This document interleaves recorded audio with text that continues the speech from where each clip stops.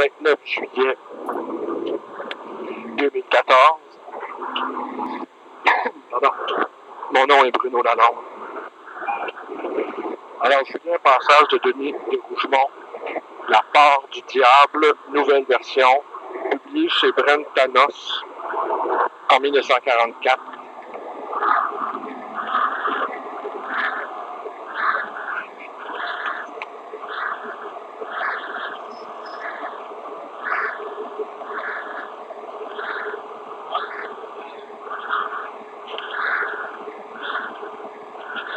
Et dans la préface, on retrouve une citation de Franz Kafka. L'un des artifices de séduction les plus efficaces du diable, c'est de nous provoquer au combat. C'est comme la lutte avec une femme qui finit au lit. Mais on n'écrit jamais impunément, quel que soit le sujet en cause. Il est vrai que pour certains auteurs, l'acte d'écrire résulte simplement d'une démangeaison de l'esprit que l'on calme en grattant du papier sans nul souci des conséquences. Mais ceux qui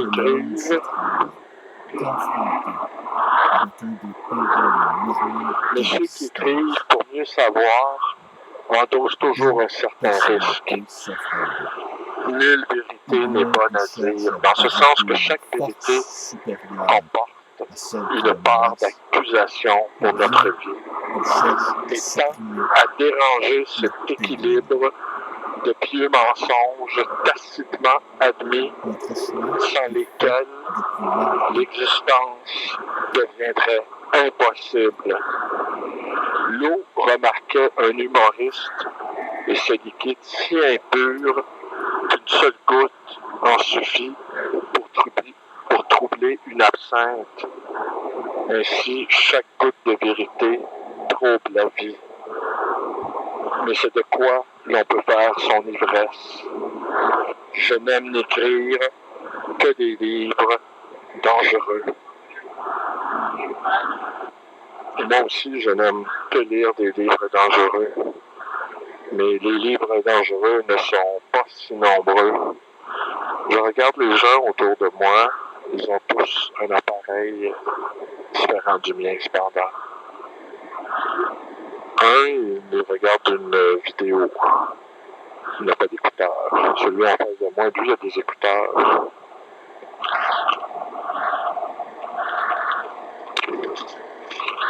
Hitler était-il l'Antéchrist? Je tiens l'action d'Hitler pour plus réellement diabolique que ne l'imaginaient ceux qui ont cru voir en lui le diable en personne. Si le Führer était le diable ou l'Antéchrist, ce serait peut-être un peu trop simple. Il suffirait de le supprimer pour supprimer tout le mal qui est dans ce monde. Et qu'on me pardonne, si le diable était le Führer, il ne serait qu'un assez pauvre diable. Pauvre diable. Quand nous figurons qu'Hitler est le diable, nous faisons évidemment trop d'honneur à l'ex-caporal autrichien, mais surtout, nous nous faisons illusion sur la réelle stature de Satan. N'oublions pas que Satan est Légion. Légion! Supprimer un dictateur ne suffirait nullement à débarrasser notre époque des maux profonds qui la travaillent. Kadhafi. Je me souviens d'avoir entendu en Suisse, au début de la guerre, le grand théologien Karl Barth répondre à la fameuse question « Hitler est-il l'Antéchrist ?»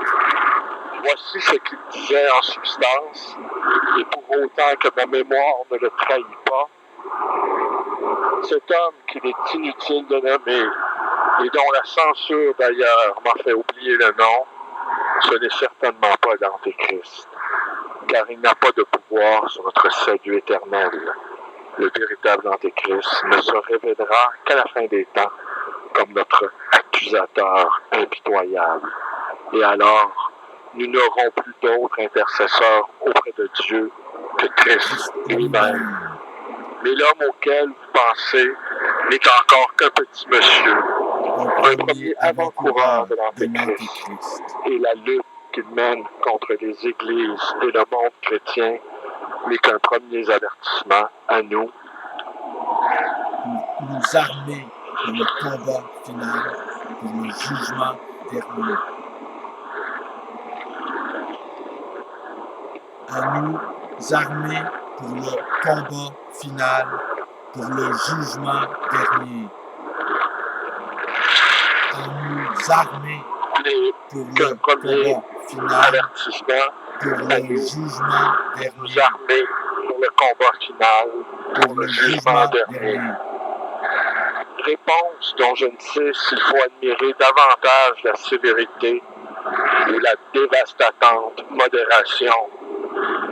Mais ce petit monsieur et cet avertissement, nous fûmes bien forcés de les prendre au sérieux.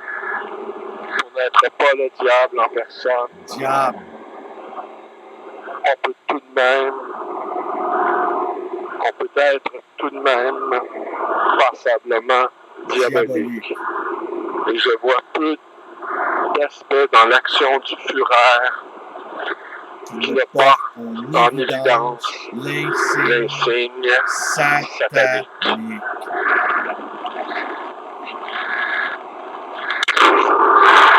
Le démon de la sécurité. Lorsque l'homme se trouve confronté avec un des périls normaux de l'existence, deux possibilités s'offrent à lui. Ou bien il cherche à développer des forces supérieures à celles qui le menacent, ou bien il cherche à supprimer le péril. Notre choix est fait depuis longtemps. C'est le désir de supprimer le péril plutôt que de le dominer, qui définit l'attitude bourgeoise et l'esprit général de notre démocratie.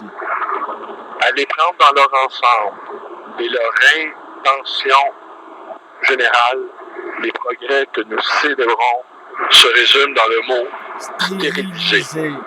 Soit en l'amour, mesure anticonceptionnelle, soit dans la vie professionnelle, assurance, soit dans l'éducation de la jeunesse, soit dans la médecine, soit dans la politique internationale. Nous sommes en train de pousser à fond une expérience sans précédent d'asepsie généralisée et d'extinction des risques à long terme. Morale des assurances contre tout risque. Et qui dira qu'elle n'est pas notre religion, que nos religions elles-mêmes ne s'y rangent pas. Qui peut soutenir qu'elle vise à autre chose que la suppression méthodique de toute morale politique, embrassant à la fois le risque et la confiance, la menace et la réponse, et la riposte, l'abîme et le sublime. Aucune époque ne fut plus antispirituelle, car aucune ne s'est tant préoccupée d'éliminer le mal à moindre prix, au lieu de le compenser par un bien supérieur. Nous avons oublié la règle d'or des stratèges qui veut que la meilleure défense soit dans l'attaque. Ignorant les magies protectrices, négligeant les forces de l'âme, nous cherchons le salut dans la fuite. L'assurance vie remplace parmi nous l'éducation du cœur pour affronter la mort. J'imagine volontiers le diable en agent d'assurance générale. Il comprend tout, il a tout prévu. Il connaît l'homme dans sa vulgarité et se flatte de savoir l'y réduire. Il vous explique votre bien. Il sait mieux que vous. Allez, il en a vu bien d'autres. Il bluffe, il admet toutes vos objections, mais il vous fait sentir qu'elles sont banales, statistiques. Il vous promet enfin ce pur néant de l'âme, santé, bonheur, prospérité, jovialité et vérité viagère. Vous serez comme des dieux, un peu idiots, mais perpétuellement hilars. Vous ne mourrez plus, ou si peu, sans rien perdre. Il bluffe, il admet toutes vos objections, mais il vous fait sentir qu'elles sont banales, statistiques.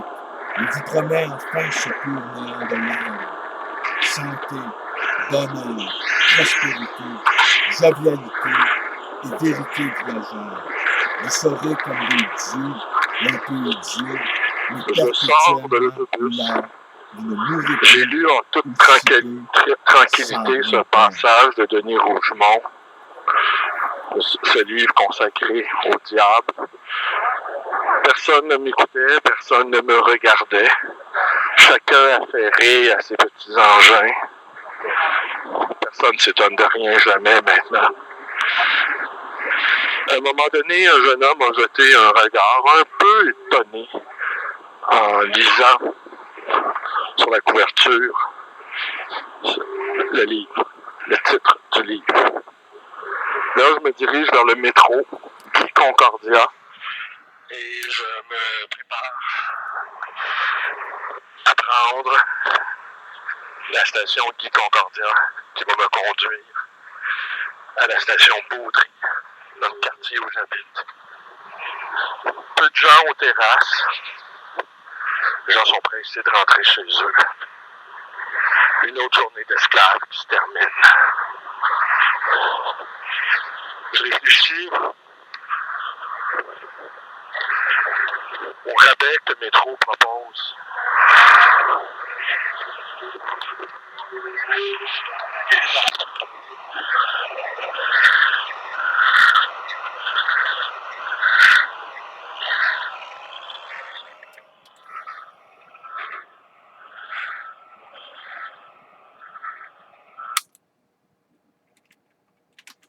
C'était bienvenue dans ma bibliothèque. Nous étions à Montréal le 30 juillet 2014.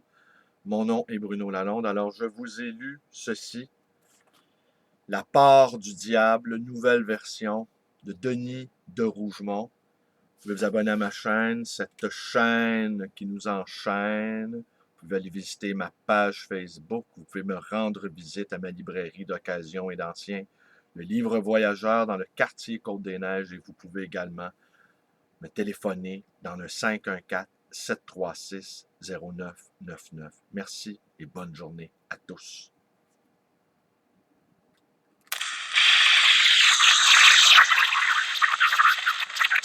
Une nouvelle version de Denis de